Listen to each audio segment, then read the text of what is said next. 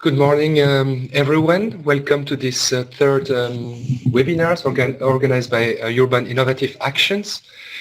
Today, so maybe I should start by introducing myself. My name is Jean-Christophe Charlier. I'm the Finance Coordinator at the Permanent Secretariat.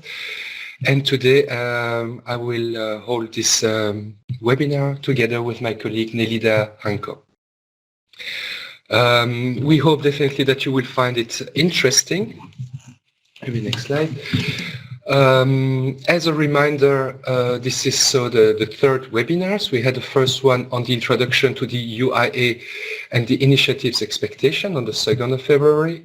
A bit later, a week later, we had a webinar on UIA partnership.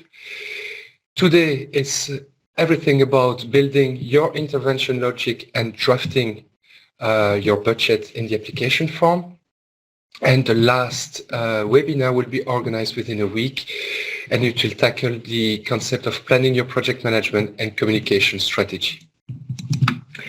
As a reminder, regarding the rules of this session, Nelida and I will present you the topics. At the end, there will be time for you to raise any kind of questions, and we'll try to offer you the best answer possible. There are two ways to ask questions. It's either by raising your hands or writing down directly your question. I would like also to say that this webinar, like the two previous ones, will be available online normally soon after this session. What can we say as general information about the second call for proposal is that we've got a budget of 50 million ERDF to be offered to approved projects. It's a bit less than the first call, but still a very substantial amount.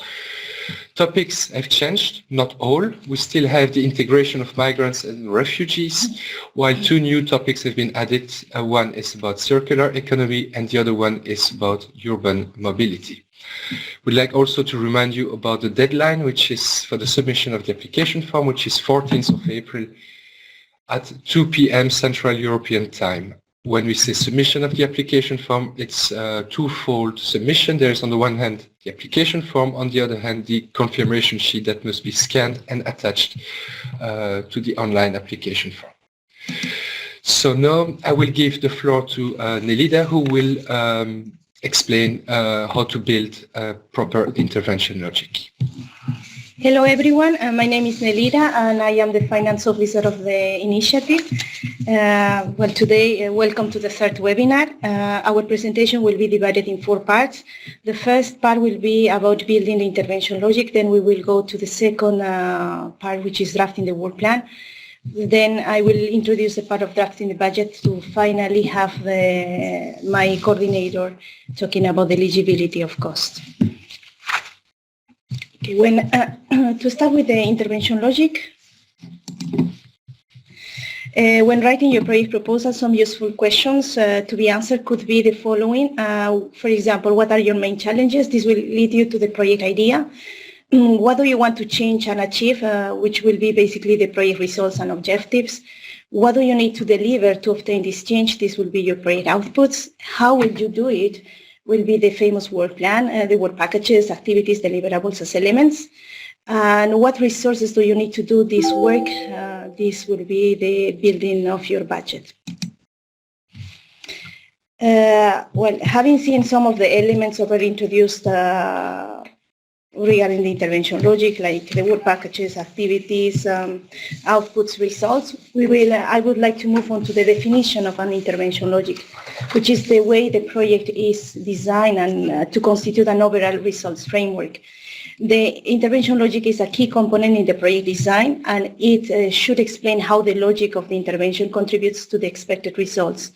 It constitutes the basis to assess the effectiveness of the project action plan towards the achievement of the expected results, and it is an essential aspect carefully assessed and checked during the operational assessment.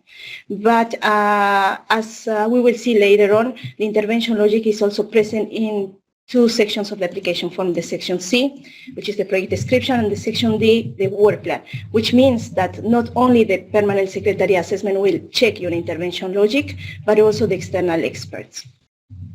So the intervention logic Additionally, if your project is approved, we will use the intervention logic as a tool for monitoring the progress of your project during the project lifetime.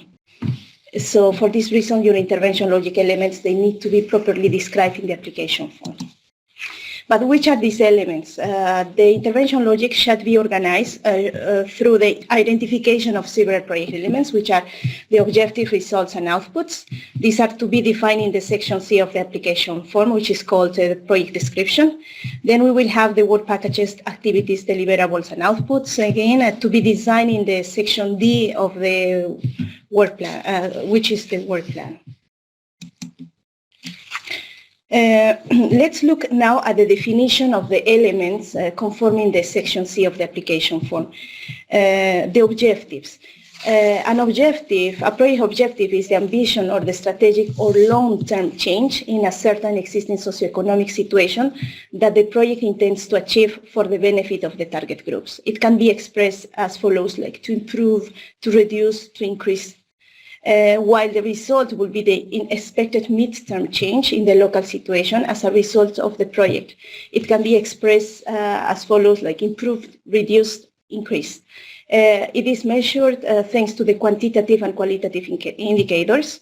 And then the outputs will be the main product of a project that has actually, what has actually been produced as a result of the funding given to the project. They will directly contribute to the achievement of the project results. These three elements need to be SMART, which is specific, measurable, achievable, relevant, and time-related. Being specific in the parameters of these elements will permit you to keep your structure of your project proposal focused right from the beginning.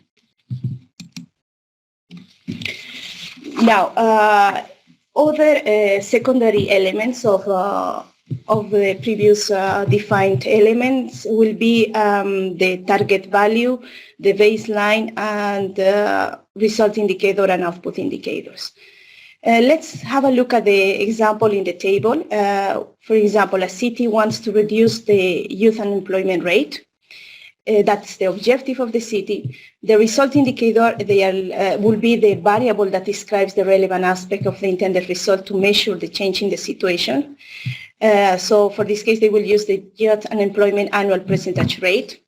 For this result indicator, we will have two elements, the baseline and the target value.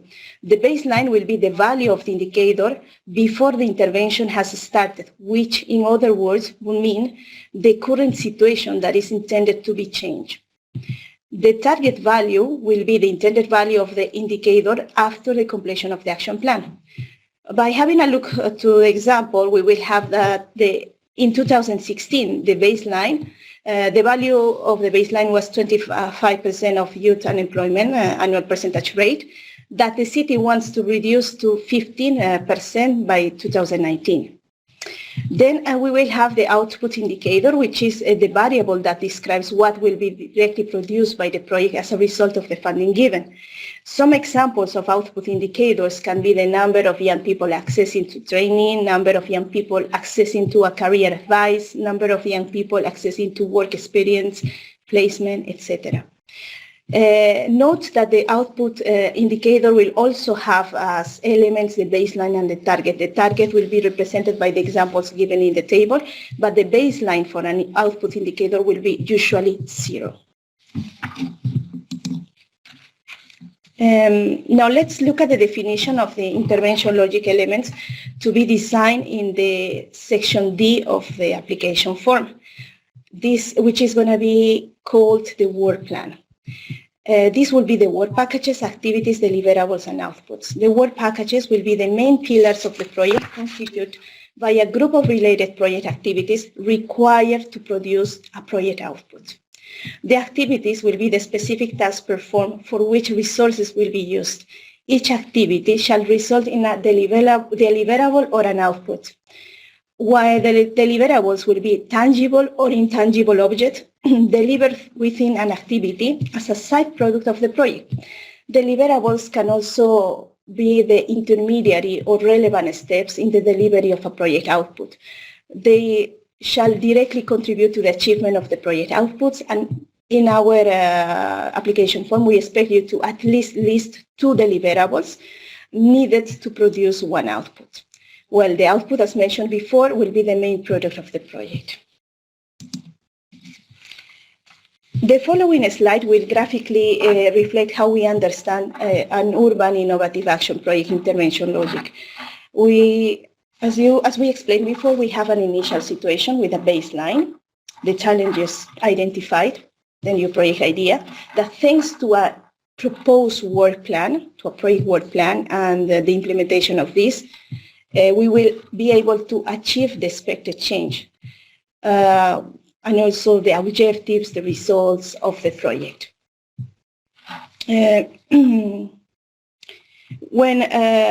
Deliverables, in this case, and outputs and the outputs indicator will help you to, and will help us to monitor the progress of the implementation of the project during the project lifetime, while the results, objectives and results indicators will also serve for the so-called evaluation of the intended change to be achieved by the end of the project lifetime. To ensure a good intervention logic, all these elements, all previous elements previously explained, shall be logically interrelated and integrated. Make sure that you are able to positively answer the following questions. Is there a clear and logical link between all these elements? Are the results consistent with the initial objectives? Are the proposed outputs going to contribute to the expected results? Are all the work packages in line with the initial objectives and expected results? Is there a clear logic chain between the deliverables, outputs, and activities? Are the proposed activities going to deliver these outputs? Our advice will be to always build a coherent intervention logic. Think about a logic chain between all these elements. Use cross-references when between the work packages, the activities, the outputs, and deliverables. The following is an example of a project from Call1 from the city of Antwerp. Courant, that stands for Co-Housing and Case Management for Unaccompanied Young Adult Refugees in Antwerp. They have designed 3 implementation work packages, as you can see, work package 4, 5, and 6, and 1 investment work package, which is the co-housing investment. If you have a look to the listed outputs, you can understand what the project will do. There is a section in the, there is a table in the section C of the application form where you will see the listed outputs. So by just having a look of these listed outputs, if we as assessors during the operational assessment and the experts during the strategic assessment can really understand what your project is about by just having a look to these listed outputs, then you will, your project demonstrates a good organization of the intervention logic. Well, you can also see in the example that there is a logical connection and integration of these outputs with the corresponding work packages, the project result, and the project objective. If you want more information about this project, please, you are invited to visit our website. In the section of Urban Innovative Action Cities, you will find more details about each of the approved projects of the Call1. Then I would like to point or note that in, for example, work package 4, it's focused mainly on bodies recruited for the co-housing proposal that they are planning, while work package 5 will be mainly focused on the refugees, the case management, and here they will also introduce the notion of social workers to deal with the psychotrauma of the refugees. In work package 6, this is a project that is quite different to the others, that has established only one dedicated work package for the evaluation. So they are planning to evaluate the projects from the very beginning, the design of the project, till the very end. And the work package 7, the co-housing investments, will be the necessary infrastructure in which all the other activities from the other previous work packages will take place. So this is for example, a good example of a intervention logic in a project. As you can see in the following slide, we have an example of how one of the work packages of this project was divided into activities, then deliverables. The deliverables are logically connected and depend on the completion of each other, and to finally deliver an output, which is the bodies recruited. Now let's focus on, we will pass to the second part of the presentation, which is the work plan. The work plan, the section D of our application form, reflects the intervention logic and describes how the project will be implemented concretely. So work plan answers to the question how. It structures the project proposal and allows a proper follow-up of the project implementation. The work plan is generally structured around work packages. Each work package is composed of defined activities, related deliverables, and expected outputs. There are three types of work packages that we have defined in the framework of our initiative. We have the horizontal work packages, the implementation work packages, and the investment work package. The horizontal work packages will be the ones dedicated for the preparation, the closure, the management, and the communication. Management and communication work packages will be explained in the next webinar, the last webinar, next week. And for implementation work packages, we will have to keep in mind that these are the main pillars structuring the project proposal, your proposed solution. In our initiative, in the application form, you are allowed to create up to a maximum of 4 implementation work packages.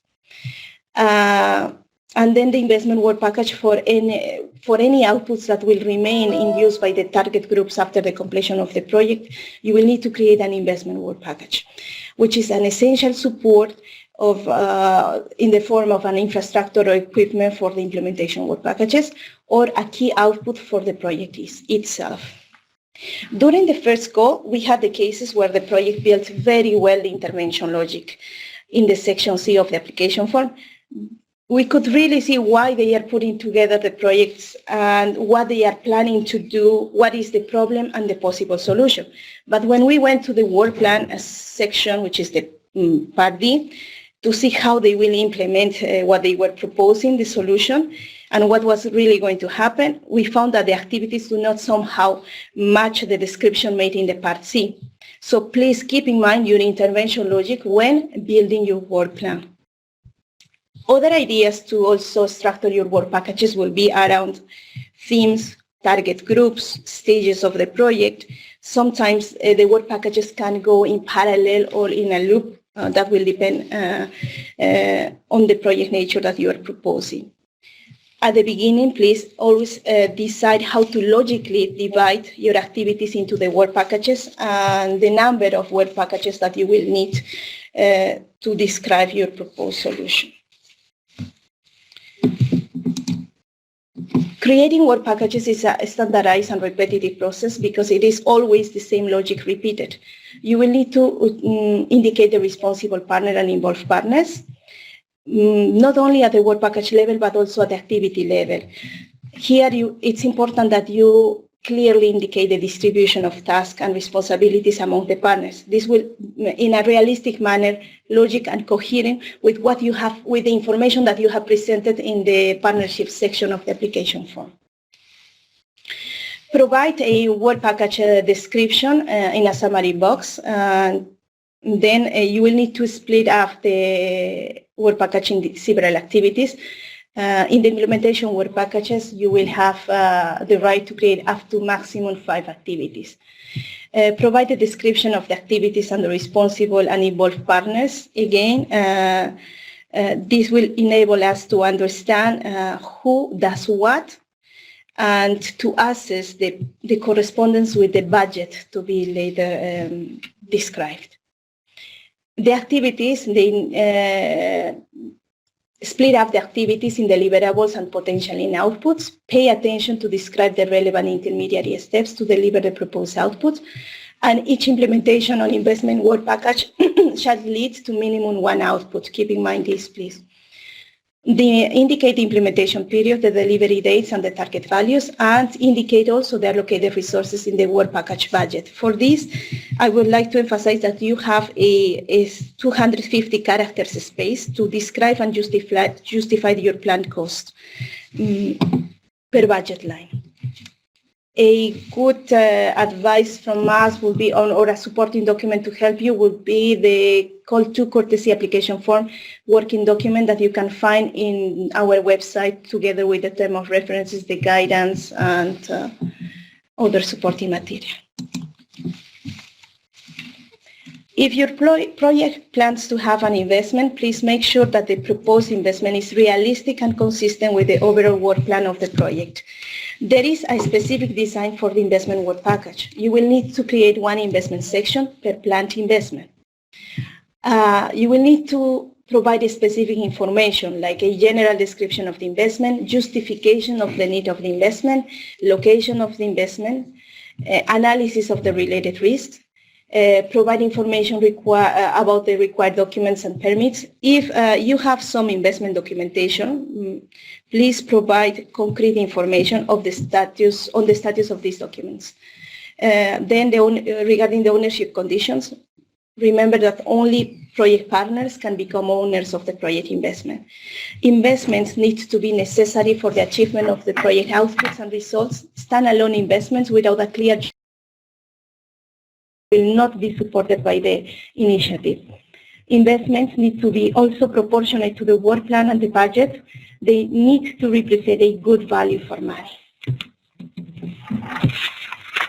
Then I would like to share with you some tips, mainly corresponding to our lessons learned from the first call. Activities, deliverables, and outputs should include a clear description on what would be achieved in each individual element. Make sure you include explicit cross-references in order to facilitate the understanding of the project intervention logic.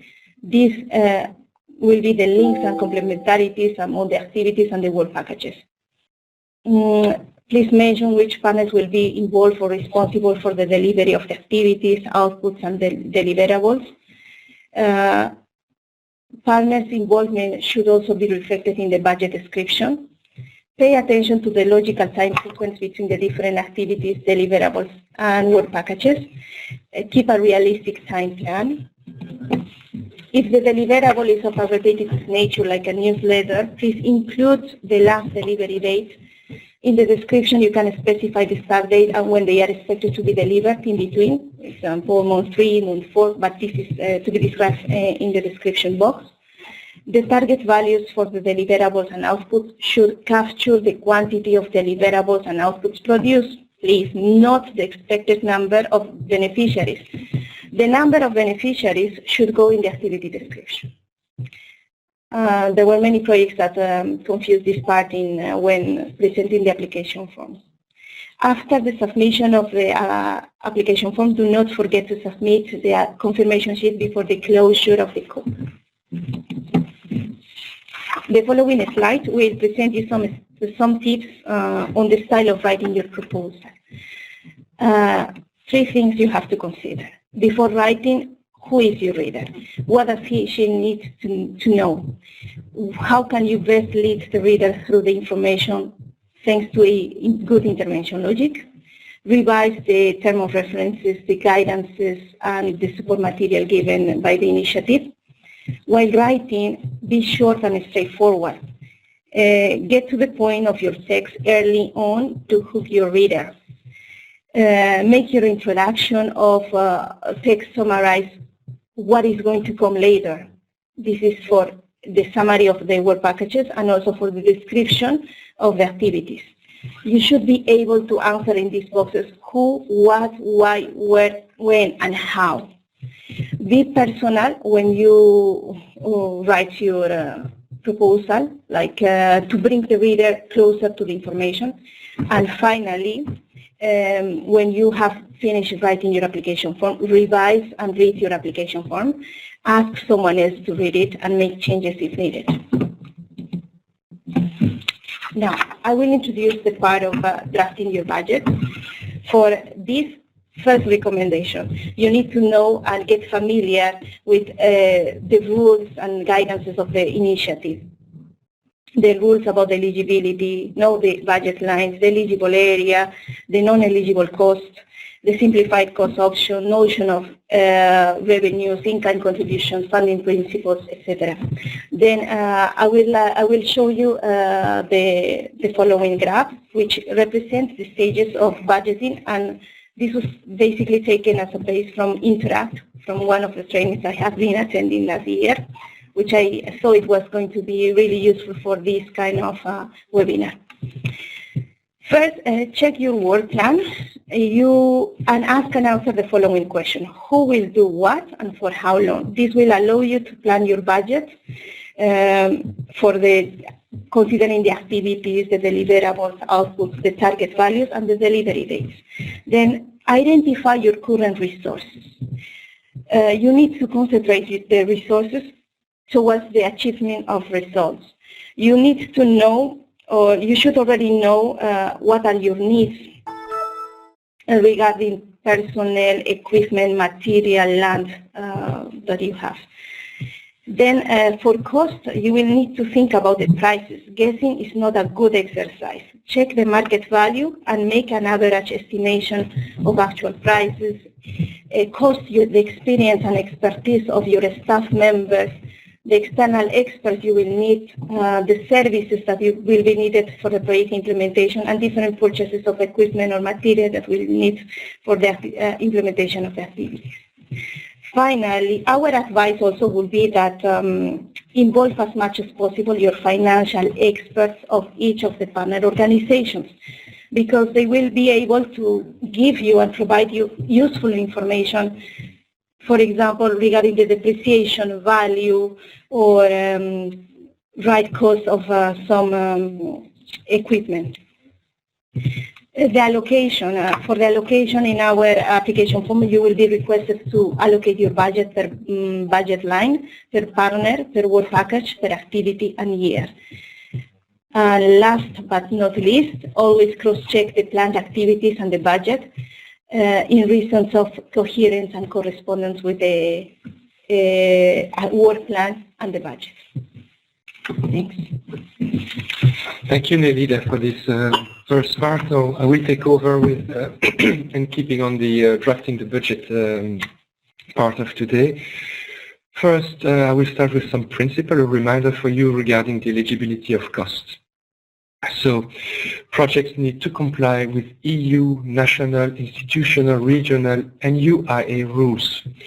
In any case, the strictest rule will always apply. In order to ensure sound financial management, would like you to keep in mind the following bullet points. First of all, any cost expenditure must be related to activities listed in the application form. In order to report an expenses to the initiative, it must be incurred and paid by the project partners. Any expenses must be must be identified, verifiable, plausible, and in compliance with the relevant accounting principle. Of course, we would like any expenses to follow the principles of efficiency, economy, and effectiveness. Few points of vigilance. First of all, and this is very important, any expenses invoiced between partners is not allowed. So one partner cannot sell to the other one a good or a service. This is not allowed. Double financing is not allowed neither. What has been financed already in the past by, for instance, EU funds cannot be financed a second time. Any revenue generated by project activity must be declared. And maybe one comment about this point is that you will be invited in the application form to list the revenues that your project will face during its implementation or after its implementation. If you can't estimate no revenues, but it happens that the activities of the project generate revenues, they must be declared in full to the initiative. Last but not least, but we'll come back on these principles after, public procurements must be respected through the project lifetime. So the budget is, let's say, subdivided into 6 budget lines. We've got staff, office and administration, which can be translated by overheads, travel and accommodation, external expertise, equipment, and then finally infrastructure. For each of these budget lines, we've got a complete definition in the UIA guidance that you can find online. And on top of the definition, you will also find the principles and elements of the audit trails that you need to comply with. So let's take the first budget line, staff. Staff is the gross employment cost of person directly employed by the partner organization. And these staff members can work full-time for the project implementation or part-time. It must be based on real cost all the time. And UIA has only one option to calculate the staff. It must be based on a staff assignment that tells the percentage of time that the person will work on the project implementation. And this percentage is then applied to the gross employment cost of the person. So to give you an example, if a person is assigned 20% of its time to the project, we take this percentage, 20%, and we apply it to the amount that the employer must pay at the end of every month to get this person working. Important element, unpaid volunteer work is not eligible. A second budget line is the office and administration, or overheads. Here it's rather simple. You've got basically not much to be done because it's automatically calculated as a percentage of the staff cost. It's 15% of all reported staff costs. Office and administration covers a range of expenses like office, water, electricity, and so on. The list of expenses that office administration covers is provided in the guidance. This list is exhaustive, which implies that these costs cannot be reported under any other budget line. Otherwise, it would be a case of double funding. Third budget line is called travel and accommodation. It concerns, as the title says, the travel and accommodation of the staff of the partner organization. It must be based on real costs and to be in line with the partner's travel and, rules on travel and accommodation. So we know that certain organizations, for instance, work on the principle of per diem. It's eligible. For other organizations, the staff members will have to justify each individual expenses. It's also another way which is totally accepted. Maybe a reminder, maybe two reminders even here. Travel and accommodation outside of the EU is eligible if properly listed in the application form. But it could happen that during the project lifetime, you have an opportunity to present your project somewhere else, and you are more than tempted to go there. If it's the case, just ask the permanent secretary beforehand for an authorization. If done properly, these costs will also be eligible. Maybe another comment is that travel and accommodation of persons outside of the project partner organizations, like consultants, outside stakeholders, and so on, can be eligible, but under the budget line external expertise. This budget line travel and accommodation is only meant for the staff of the project partners. So the fourth budget line is called external expertise and services. It concerns any kind of professional services provided by external provider contracted to carry out certain activities directly linked to the project implementation. Also be based on real costs. And I would say here that it concerns mostly the type of activities or services that your organization, for which your organization don't have the internal resources. So you will go and look on the market where to find these competencies. Maybe one important comment is that the costs related to the first level control, or if you want the audit of the reported expenses, It's fully covered and directly covered by the UIA initiative, so they should not be budgeted. This does also apply to the famous UIA experts that will, through the lifetime of the project, be on the sides of the main urban authority. These costs are also directly covered by the initiative. The fifth budget line is called equipment. It concerns any piece of equipment that is necessary, deemed necessary by the project partners. And here we make a difference between two categories of equipment. There is one category which we label as necessary to implement the project. You need, for instance, a beamer to present the project to your stakeholders, to the different partner organizations during the project implementation. It's definitely a tool to implement the project. In this case, only the pro rata depreciation value is eligible. But should it be an output of the project, then the piece of equipment is eligible in full.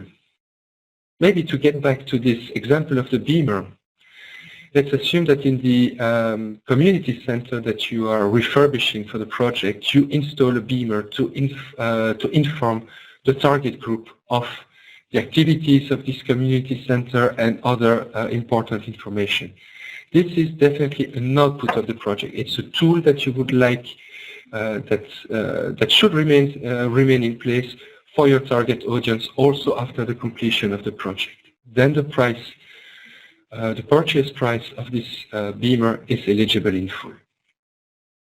A small comment, second-hand equipment is eligible provided it was not originally purchased with the support of EU funds.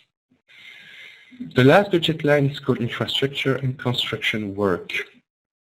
It includes provision of land, purchase of real estate, site preparation, and so on. This budget line must always be included in what Nelida referred to as an investment.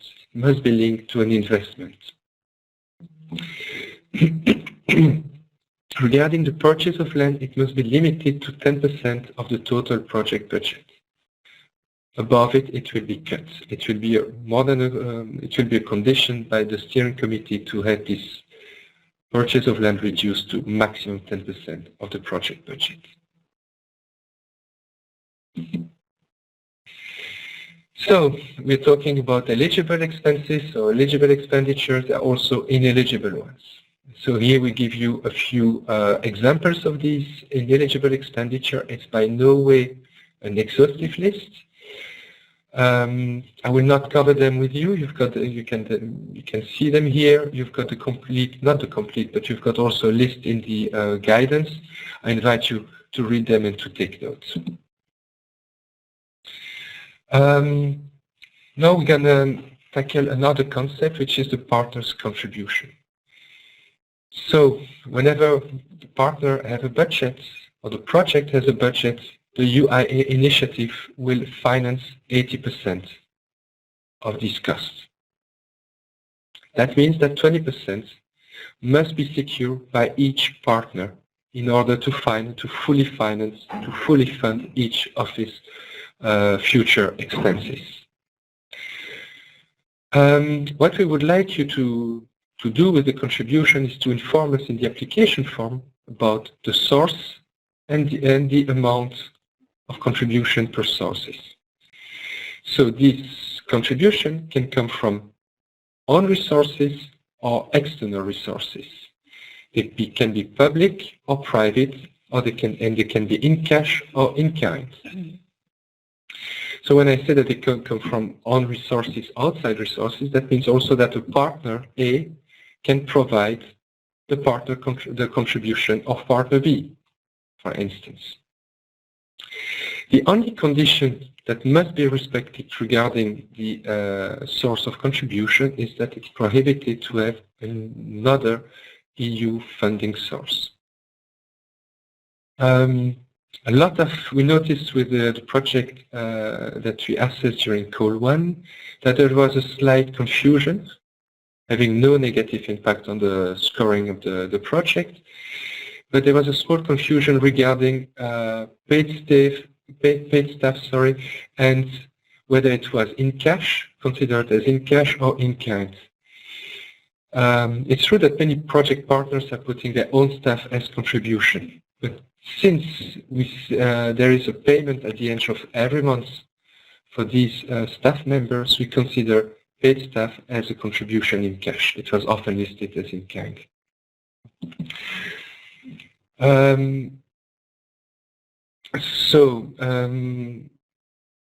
Yes, in-kind contributions are eligible. There should be any in-kind contribution. So, for instance, a building that will be offered to the project and where activity will take place can be deemed eligible as in-kind contribution, but it must be necessarily linked to the activities of the project. It can come from the partner organization or from outside organization. So it can be goods, land, real estate, equipment, studies, services, or even rents. What it cannot be is unpaid staff, volunteer staff, basically. So, as I said earlier, revenues must be declared during the project implementation, or the revenues generated after the project completion must also be generated.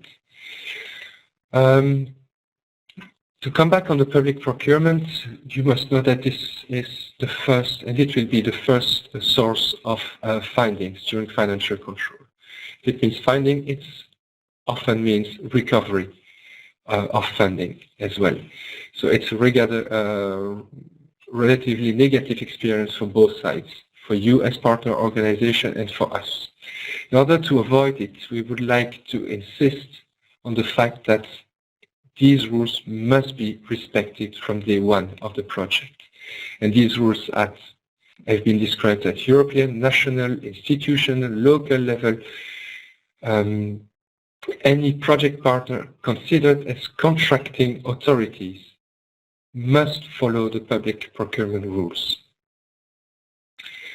The audit trail must be always properly documented. Public procurement must comply with principles like transparency, effective competition, non-discrimination, equality of treatment, and so on. I would say that partner organizations that are not considered as contracting authorities, so for instance many private partners, must nevertheless observe a few rules to purchase goods on the service. They are fairly simple and flexible, like kind of market research, but they must be observed. If they are not observed, there might be some correction later on. So we end up now with a few tips in order to draft your budget. The first one, I think, totally matches what Elida said previously. The budget must be realistic. I would say it must be in line with the activity described in the work plan. It must also reflect each partner's involvement in the activities. In order to properly budget, I think there must be a first effort to communicate to the partnership what are the rules, what is eligible from what is not eligible, what is possible or not possible. It takes also time. Involve the competent people, financial finance specialists, and so on. Unrealistic cost, unrealistic planning, even time-wise, should be avoided. Over budgeting or excessive cost should be avoided. We remind you that value for money is a criteria that we will check. Provide us with sufficient information to assess the value of your budget. So that means that in each work package, you will be invited to fill in the budget section per partner and per budget line. give us some description. Don't merely repeat the title of the budget line. If partner A has some stuff, give us a little bit more than just partner staff. Describe a bit who will carry out the task, for instance. So now let's move on to the last part of this presentation, state aids. State aids is normally, let's say, prohibited by EU rules, by the Treaty of the European Union, but there are some measures of exception to allow it. So first of all, state aid does exist when 5 criteria are met. It must be public funds provided to undertaking, in this case project partner. It must come from state resources, public resources. It must be selective, so target one sector, for instance. It must provide an advantage, a clear advantage to the undertaking, and it should distort the competition and affect the trade between member states. So, if you have a look at your activities and you have a clear yes to all 5, all these bullet points, then there might be a risk of state aid. State aid is per se not prohibited, but as I said, we foresee exceptions.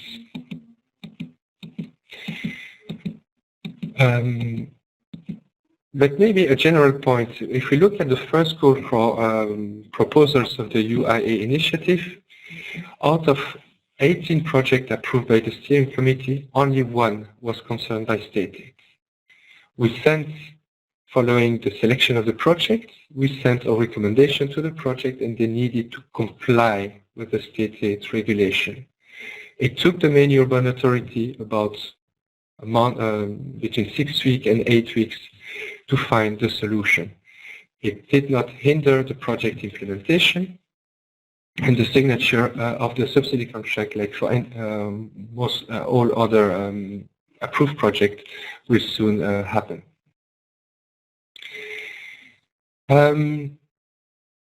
When we analyze the state aids and we make a distinction between the resources provided by the initiative and the resources provided by the partner, basically the contribution. The ERDF funding, in case of state aid, is considered compliant with state aid rules as long as the budget, the ERDF budget, is limited to maximum 500,000 euros. Above that doesn't mean that the project cannot go through, but there might be a recommendation that the project or the partner organization will have to comply with.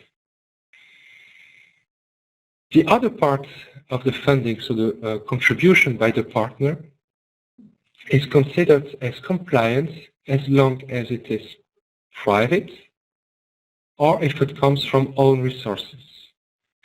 Otherwise, it will be assessed through and recommendations might be addressed to the project if approved.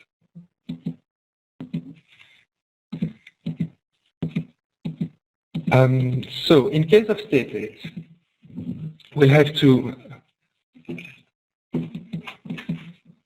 in case of state aid and no compliance, for instance, above the 500,000, or if the contribution does not come from the partner own resources, if it's not private, we'll have to notify it to DG competition.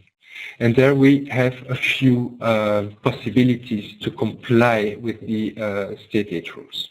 We could have a de minimis, we have block exemption, we have the service of general interest, and other notification. This will be done on a case-by-case, and hopefully we'll find a positive solution. If you need more information on state aids, we give you here a few links or hints where to find it. So to conclude this third webinar, I would like first of all to thank you for your attention. Be aware that there is a last webinar taking place on the 23rd of February, which is all about planning your project management and communication strategy.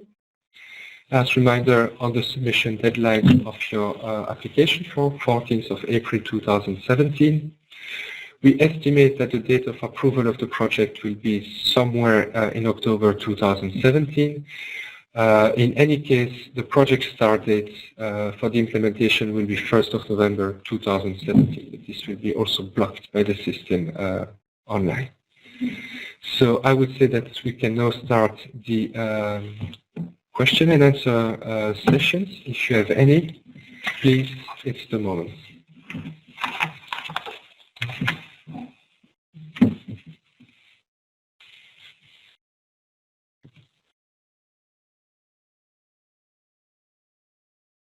Will the slide, one question is, will the slide be presented during this, the webinar be available? Yes, they will be available. Normally, probably today or this week, they will be put online together with the... Next week. Oh, next week. Thank you, Elina. Then we have a question from Daniel Miranda. Is it possible to clarify how should we address revenues when building the budget? I would say on the revenue issue, there are two ways. You can either estimate them quite precisely, then you should include them in the application form. You have to know that the revenue has a negative impact on the total budget. It comes as a negative figure. I would say that if it can't be estimated properly, or if you're not sure that you will generate any revenue, then maybe you should not budget them, knowing that the obligation to report them during the project implementation, but also the ones generated after the project implementation, remains. They must be reported to the initiative. Then we have a question from Paola Amato. Could you add up the link to previous registered webinars? She doesn't mean the PPT, but we will, normally you will have links in our website to the video recording of this webinar and a PDF version of the PowerPoint presentations. So this is normally done for the week after. We've got now a question from Mrs. Rosa Puzia. Is it possible to finance from different sources of European funding the same equipment? No. We are the European sources in the framework of UIA. So that means that the budget receives 80% ERDF co-financing from us. The remaining 20% cannot come from any other European funding sources. Then we have a question from Melina. Can you please describe how the verification of expenditure will be implemented? You mentioned that FLC will be performed by the Urban Innovative Actions. When is this estimated? Each semester after the submission of progress report, each year at the end of the project. And normally the reporting of costs will be annually. We will say the reporting. In our initiative, we have two manners to deal with reporting. We separate the annual progress report, which is mainly regarding the content and on the progress of the project implementation, from the financial claims. The financial claims will be the ones checked and validated by the first level controller, which is a single company hired by the initiative. We estimate at least 2 interventions of the first level controllers when validating this expenditure, and 1 extra intervention of it, which is going to be called the ex ante during the initiation phase of your project, if approved. For reporting reasons for your application form, I will recommend you to consider 3 reporting periods, annual reporting periods. Then we have a question from Anna Driscoll. Can a bicycle hat, for example, be considered as infrastructure and construction waste cost? I would say so. It's definitely building. It's linked to the budget line infrastructure. Mm-hmm. It should be included in an investment, though. In kind, little bit unclear to me. So it's a question from Eva. A has a staff working directly for the project. Can he then pay in kind other staff working hours not directly working for the project? I'm not sure I totally grasp it. Anyway, in kind and staff. There is no in kind links to staff because unpaid volunteer work is not eligible. If you think you're going to put staff time as contribution, it must be a contribution in cash. Of course, the staff time you put in the project must be related to the activities of the project, to the implementation of the project. So let's say that you've got staff A and B that are directly working on project activities. Yes, their costs could be seen as a contribution when building up your project. Just to complement the answer to my colleague, in-kind contribution can be declared under external expertise budget line, equipment, and infrastructure and construction works, but not under a staff budget line.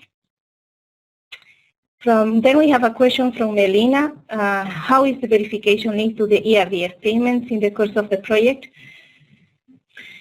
So maybe a point on this one. When we look, if you have a look at the guidance, but also the terms of reference, you will notice that the project will receive 4 ERDF payments from all sides.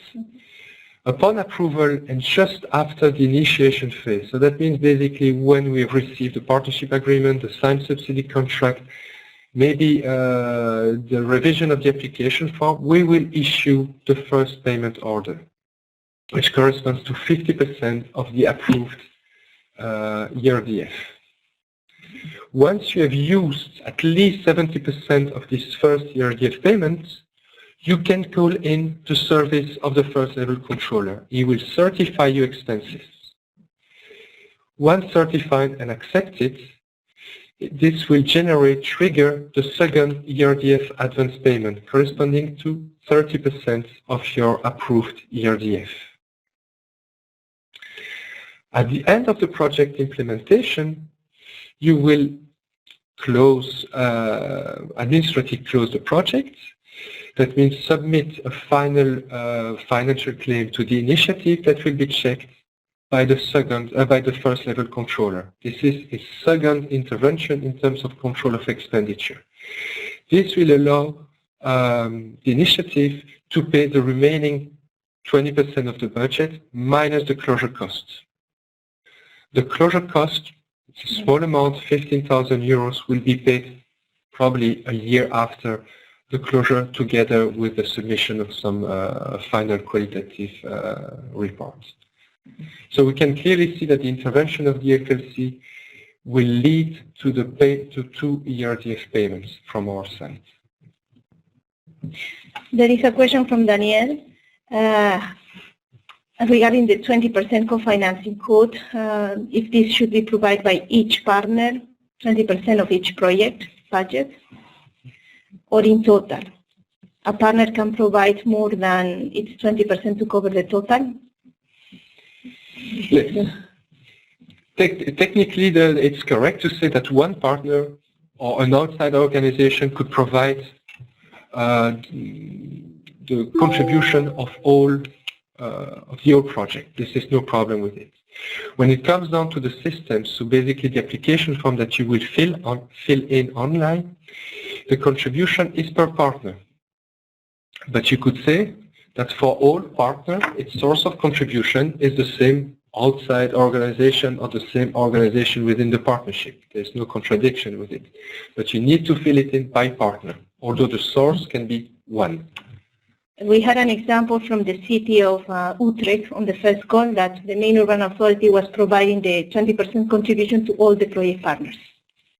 So, but as long as you respect at least this 20% and that the contribution target automatically calculated by the system is the same as the 20% that you are putting in figures in the application form, so then it's okay for us. And then we have a question from Anna Discroll. Can we apply to national funding sources for the partner contribution? As we said during the presentation, the only condition for the source of contribution is that it's not another EU sources. So definitely yes to this question. Another question from Lynn. Does every project partner have to finance 20%, or is it the project as such that have the 20%? I believe, Nelly, that we already answered this question. It must be done at partner level in the application form, but it can come from one source or multiple sources. Is it possible, question from Daniele, is it possible to consider the use of a building as a co-financing contribution? Example, a building in loan of use of the urban authority. Not sure about this loan of use regarding my understanding of this term, but it's definitely possible to use a building where activity will take place and declare it as in-kind contribution in the framework of a UIA project. Please refer to the guidance where you've got a few well, let's say where we define a bit further in-kind contribution, and you will also see that there are a few conditions that do apply to in-kind contribution. It must be, for instance, independently assessed and valued, and so on and so on. Can we use delivery partner or subcontractor from another EU country for equipment or services not available locally? I would say yes to both questions. First of all, if you look at the approved project in Call 1, we see that most of the partnerships are very local, but I say most does not mean all. Some delivery partners were coming from other EU countries. In terms of subcontractors, of course, I would say the public, as long as you respect the public tender principles, there is no national preference to be observed or anything like this. Actually, national preferences are sometimes contradictory with the principles of public tender procedures. The next one is for you. If the equipment is very expensive, can we divide this expenditure between two European projects? Somehow, yes. I think in one way, EU would like projects and EU fundings to be as complementary as possible. But here we would like to insist on the perimeter, because there's clearly a risk of double funding, so that the same cost is funded by two different sources or EU sources. And this should be avoided. So be clear already in the application form what is the separation between project A and project B. And this is for sure a point that the first level controller will check. From a question from Daniel, how we should consider a project or communication manager specifically selected by a partner as a staff with the same rates of permanent staff or external experts? That will depend on the contract of this person. If it's an external expert, then you consider under the line of external expertise. And if it's a staff member of the partner organization, then should be allocated under staff costs. Another question from Anna. Can you explain a bit more what is meant when you say infrastructure and construction works must be linked to an investment? When Elita explained, covered the work plan, so we had different type of work packages within this work plan. Preparation, communication, management, implementation, but we had also one called investments. And in the work plan investments, you need to precise the individual investments. The link we make here is that whenever you want to include costs under the budget line infrastructure and construction works, it must be found within the perimeter of an investment. So you are planning, as the questions earlier we had about the bicycle path. Bicycle path is an output of the project. It's an investment of the project. And there we will see under description of the budgetary description, we'll see we use the infrastructure and construction works budget line, and we include, I don't know, 300,000 there to construct a path alongside the road somewhere in the city. I hope I was clear. I'm not sure. Can a factory or a farm be considered as infrastructure and construction works? Well, if you build a factory, it sounds like an infrastructure. If you build a farm, yeah, it sounds like an infrastructure. I'm not quite sure how it is how the question, what is meant by the question. So maybe you could precise a bit further what is the exact question. From Melina, if a project intends to provide sub-grants other than vouchers to third parties, example SMEs, is this eligible and in which budget line is declared?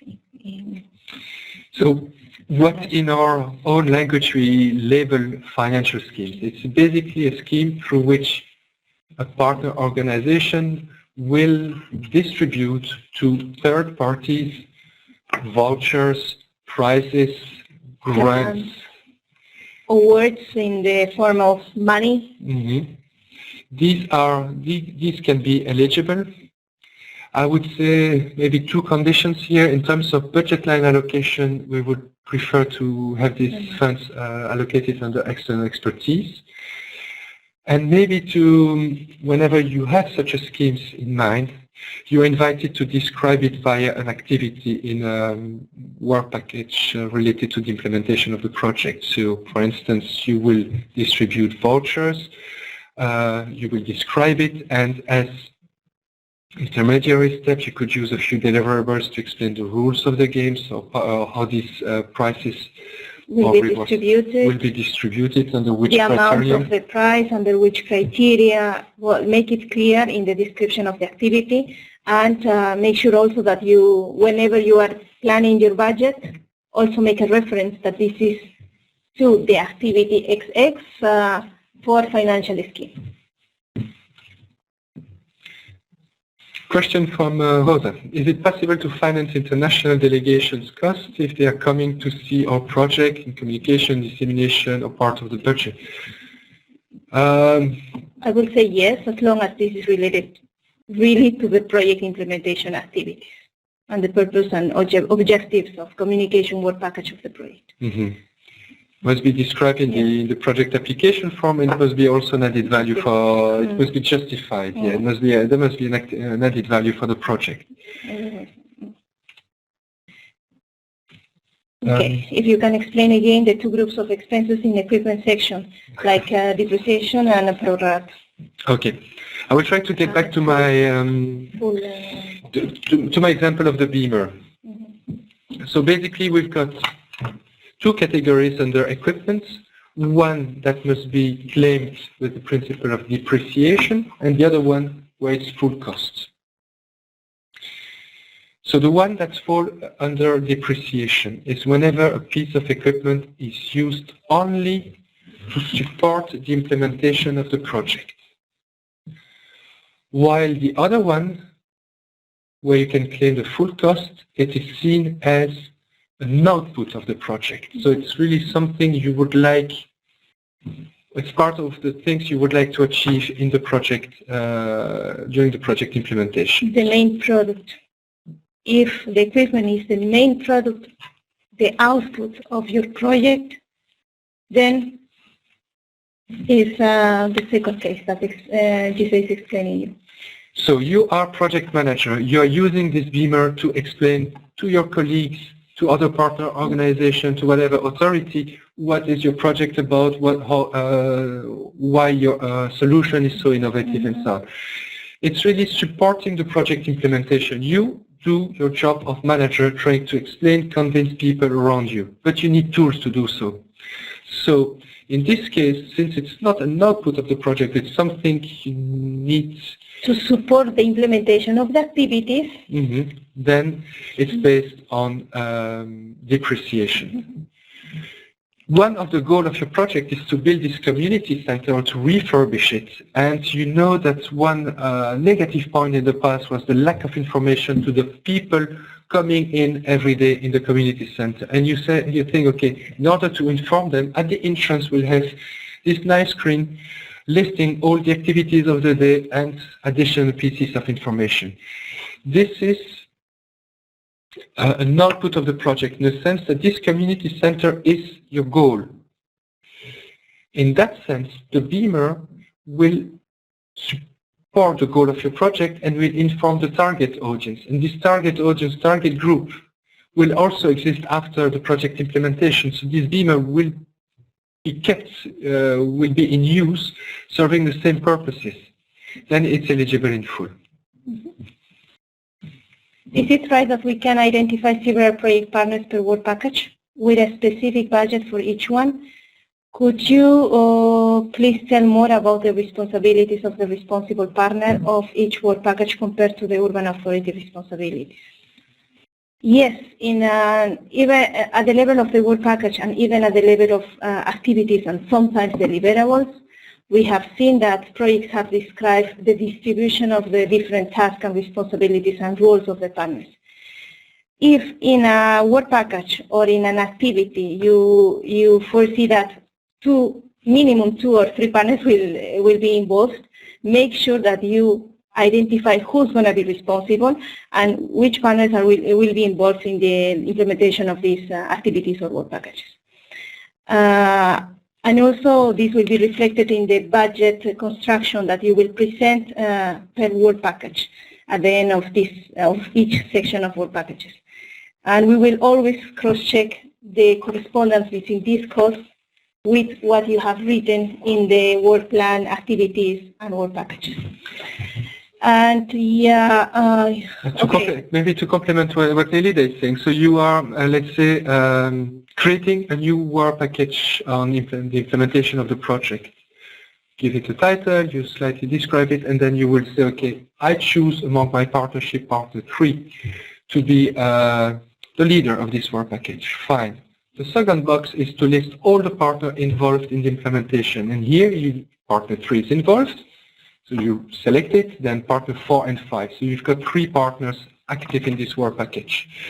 When it comes down to include the budgetary information, only these 3 partners will appear, and you will have to fill in for each partner the budgetary information. So partner 3 has this, partner 4 has this, and partner 5 needs this. And regarding the responsibility of the work package, in the majority of the cases we saw that the responsible was mainly the main urban authority in reasons of management and controlling the whole implementation activities. But there are also cases when you allocate the main responsibility of a work package according to the competence and experience of a partner to another different than the main urban authority. This is also allowed and is for sure fully justified. Another question from Joanna, is there any national authorities network into place? No, we've got no national authorities working. Actually, our initiative is part of what we call indirect management. So we work directly with the DG Regio from the Commission and the entrusted entity, which is the Région Hauts-de-France in France. Another question, is there any recommended or maximum number of investment in the work package? No, you list the investments that you need and deem necessary in the project. And it's a simple add button. So whenever you need a new investment, you click on add. An investment. Is it possible to finance, a question from Rosa, is it possible to finance international delegation costs if they are coming to see our project in communication? And I think we answered this one before. And from Lynn, can the co-financing be in form of investments in infrastructure, goods and items? The co-financing, the 20%, yes, the 20% contribution that partners need to secure at the level of 20% can be in 2 manners, cash or in kind. And in the section F of the application form, you will have to describe this contribution. You will first have the total 20% amount of contribution, then you will have to describe the source of the contribution. And next to it, there will be a small box that will indicate you this, select if this contribution is in kind or cash. And then, yeah, in case of doubt, please check in the website. We have a document called a courtesy document for application form There we have indicated all the instructions to how to fulfill the application form, and also in the online application form you will find some bubbles that will guide you throughout the filling of your application form. A question from Alessio. The 15% flat rate of office cost is like overhead expenses? Yes, it is. Do you need proof of that payment? No, no proof at all. It's automatically applied on the reported staff cost. So this, the overheads are directly dependent on staff costs. The only thing is that if you don't report properly staff costs, you could have at a certain point a correction, which is also falling down on overheads since they are dependent.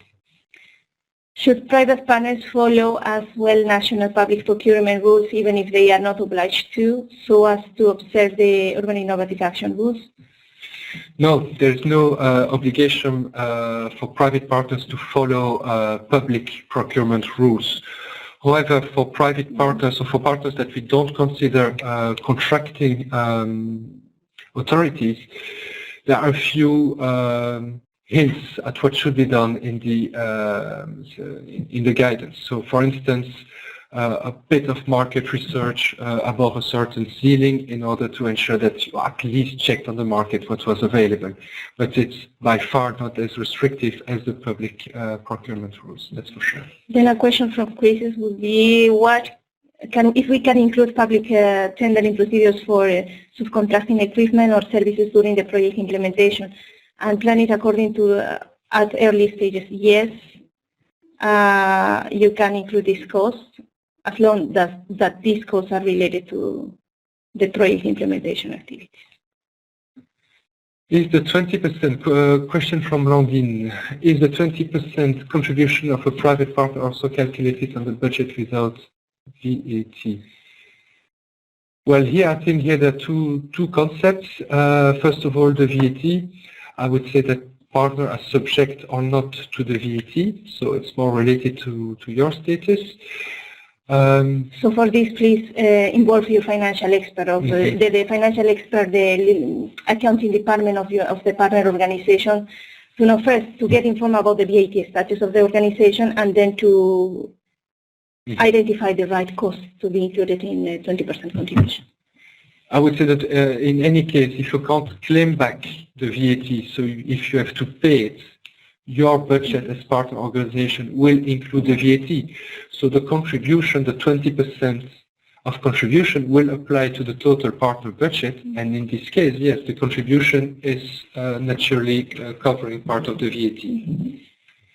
Is it negative if an application doesn't include any infrastructure and construction works? No, it's not negative. Not all the projects need to have an investment or infrastructure work. We have from the first call several ones without necessarily infrastructure and construction works or investments. And the thing is to test new solutions. Another question from Alessio. Virtual coins or tax deduction from the community have to be considered like revenues.